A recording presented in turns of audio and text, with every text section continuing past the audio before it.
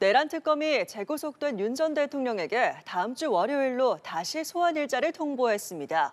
소환에 불응한다면 강제 구인할 수 있다는 가능성도 내비쳤는데요. 내란 특검 사무실이 마련돼 있는 서울고검 연결해 보겠습니다. 이채연 기자, 어제 소환에 불응한 윤 전 대통령, 월요일에는 출석을 할까요? 네, 아직 윤 전 대통령 측에서 오는 월요일 조사에 응하겠다는 공식 입장은 나오지는 않은 상황입니다. 형 집행법 시행령에 따라 주말에는 접견이 제한되는 만큼 윤 전 대통령 변호인단은 서초동 모처에서 만나 구속적부심을 청구할지 등 구속수사에 대응할 내부 논의를 이어간다는 구상인 걸로 전해졌습니다. 앞서 특검은 어제 윤 전 대통령이 재구속 뒤 첫 소환 요구에 불출석 사유서를 내고 버티자 서울구치소 측에 자료 제공을 요청했습니다. 윤 전 대통령이 건강상 이유를 들며 불출석한 건데 정말 조사를 받기 어려울 정도로 건강에 문제가 있는지 확인하려 한 겁니다.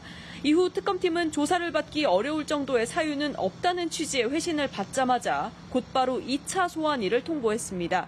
특검은 소환을 원칙으로 하고 구치소에 방문하는 것은 계획하고 있지 않다고도 했는데요.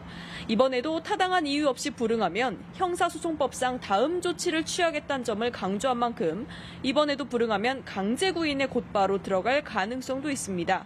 일단 주말 사이 영장에 적시된 혐의들을 보강조사하기 위한 준비와 함께 외환 혐의 조사도 어떻게 끌어갈지 논의할 걸로 보입니다. 해병특검팀과 김여사 특검팀도 빠르게 윤 전 대통령 부부를 향해서 수사망을 좁혀가고 있다고요? 네, 그렇습니다. 해병이용 특검팀은 어제 김태효 전 국가안보실 1차장을 상대로 7시간 조사를 벌였는데 이 조사에서 VIP 경로서를 뒷받침할 진술을 확보했습니다. 김 전 차장은 조사에서 그동안 국회 증언 등을 통해서 윤 전 대통령의 경로가 없었다고 주장해온 것과 달리 윤 전 대통령이 임기훈 전 국방비서관 보고를 받고 화내는 걸 들었다는 취지로 진술한 겁니다. 이 경로설의 진원지로 지목된 당시 회의 참석자가 윤 전 대통령의 경로를 인정한 첫 진술이 나온 건데 다만 목격한 것 외에는 관여한 바 없다고 말한 걸로 전해졌습니다. 특검팀은 당시 회의에 참석했던 조태용 전 국정원장 등 핵심 관계자들을 추가 소환해 수사망을 좁혀 나갈 걸로 보입니다.